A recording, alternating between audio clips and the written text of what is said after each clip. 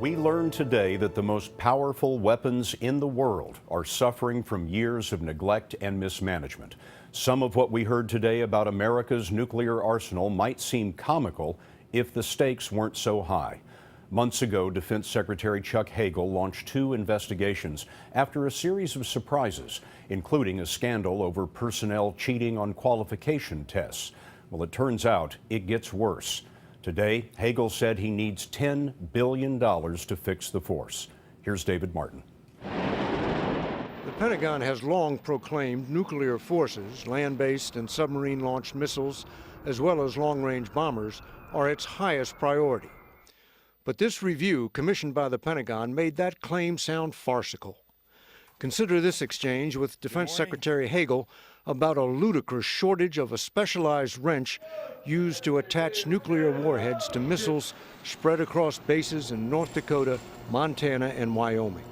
One wrench, 450 missiles at 3 bases.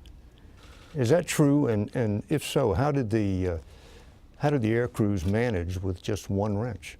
It is true. It's reflective and indicative of a system that's been allowed to kind of slowly back downhill. Now, how did they do it? They did it by Federal expressing the one wrench around to each base. The report documents procedures that are so cumbersome and inefficient that overall risk to the mission increases. Units are undermanned, overworked, and undertrained. A submarine base in the state of Washington underwent 5 straight weeks of inspections. We spend more time proving we are doing our job right than actually doing our job, one crew member is quoted as saying. Deputy Defense Secretary Robert Work said the report punches us between the eyes. Inspections became the reason why you were inspecting.